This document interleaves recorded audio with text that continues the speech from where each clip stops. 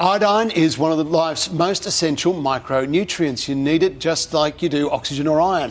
But more than half of children and pregnant women in Australia are iodine deficient and are at risk of a whole host of health problems. It could be thanks to small little changes in our diet. Clinical nutritionist Sarah Lorenzo joins us now. The first thing that Sarah's going to do is clear it up for us. You know, we know that one pronunciation is American, the other one is more English. What is correct in Australia? Iodine. Iodine. So we call it iodine, yes. Okay, good. more the English version. Thank you. Now, why are more of us becoming iodine deficient, and what are some of the health impacts if we don't have enough iodine? Okay, so when we look at iodine deficiency in Australia, what basically happens is people are it's all basically coming down to food trends.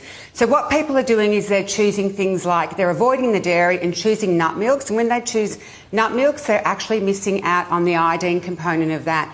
When we look at people choosing the gluten-free, low-carb, all those kind of diets, what they're missing out on is bread, which is naturally, in Australia, by law, fortified with iodine. And then when we look at things like, of course, people making the choices for the pink salts and the Himalayan salt, what they're actually missing out on is the iodized salts.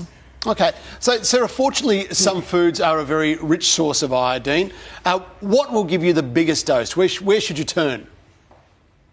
Okay, so when we're looking at basically the foods that we need to include, it would be including a cup of milk. So milk will give you up to 80% of your recommended daily intake of iodine, just in 1 cup. When we're looking, of course, at including things like something like cod and some seaweed, that will give you up to 65% of your recommended daily intake of iodine. Something, of course, like cottage cheese and yogurt. Cottage cheese and yogurt are going to give you around 50% of your recommended daily intake of iodine. When we look at an egg will give you around 16%. A small tin of tuna will give you approximately 11%. 5 prunes will give you 9%. Oysters over here, oysters are going to give you 110% of your recommended daily intake of iodine. And bread. So as I said before, by law in 2009, we had to fortify bread in Australia with iodine. 2 slices will give you your recommended daily intake. And then, of course, something like iodized salt over here, just short of a teaspoon of that will give you your recommended daily intake of iodine. Okay, I think we'll just agree that yes. Iodine, either are right. We're going to understand what you're talking about. It doesn't matter if we switch it up a little bit. We love your recipes, Sarah. You've got a good meal option to ensure that you're getting enough iodine each day. Yeah, okay, so, yes, and okay, so what I've done over here is I've put together a little recipe that is going to actually include your recommended daily intake of iodine. It's going to give you up to 101% of that recommended daily intake. With the tuna will give you 11%, the seaweed's going to give you roughly 60%, and of course the iodized salt I used when I mixed it together with the rice wine vinegar will give you 110%. But I just want to point out as well that iodine deficiency looks like things like weight gain, dry skin. Of course, it's things like issues with memory and learning. It's constipation as well. In more serious cases, it's things like goiters and hypothyroidism.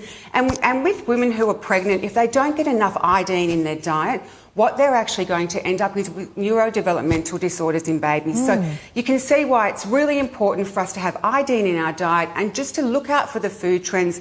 And if you are actually having that in your diet, what you really need to be doing is looking at where you're getting if you are choosing those dietary trends, look at where you're getting your iodine in your diet from. Okay. And Sarah, just finally, for people who can't have dairy or bread, what can they do? What's a good option?